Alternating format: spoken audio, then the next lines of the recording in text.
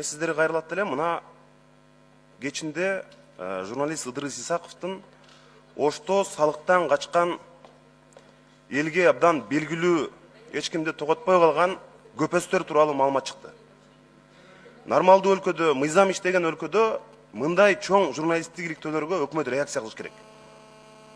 Жалил Атамбаевдин канчалаган ишкерлерди, канчалаган карапайым адамдарды мыйзамсыз акчаларын бербей, аларды сыздатып атканын журналист шурудай кылып тизмектеп берди.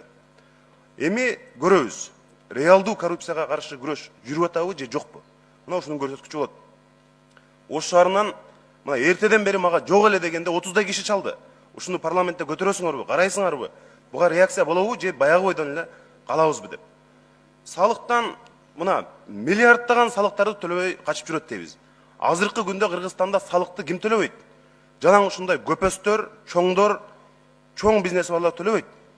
Бир кафе иштеткен же бир чакан ишканасы бар бечаранын ушинтип салык төлөбөй көрсүнчү.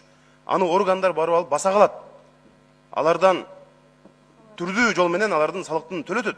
А мондай адамдар менен күрөшүш керек да. Ошон үчүн биз мына көмүскө экономика деп атабыз. Жанатан бери депутаттар сүйлөп атат.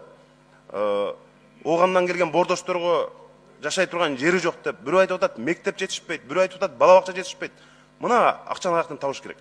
Ошон үчүн мындай журналисттик чоң коомдо сенсация жараткан маалыматтарга сөзсүз президенттик аппараттагы күч органдары, өкмөт башчы өзү керек болсо реакция кылып, муну жеке көзөмөлүнө алып туруп текшерүүнү башташ керек. Рахмат. Орда биз санаган фирмалардын бири да Жалил Атамбаевга расмий катталган эмес. Бирок ал Ошто төбөсү көрүнгөн бизнесмен катары белгилүү. Биз анын аты аралашкан фирмалар жана алардын салыктары туурасында Атамбаевдин өзүнөн да комментарий алууга аракет кылдык. Жанагы ППА деген компанияга кандай тийишиңиз бар? Тааныбайт экенмин. Тааныбайсыз, агродоордучу? Жок. Айтук дегендичи? Тааныбайт экенмин. Анда тааныбайсыз. Ооба. Анан жана сиз өзүңүз милициясызбы же кимсиз? Ишкерсизби, кандай? Адаммын.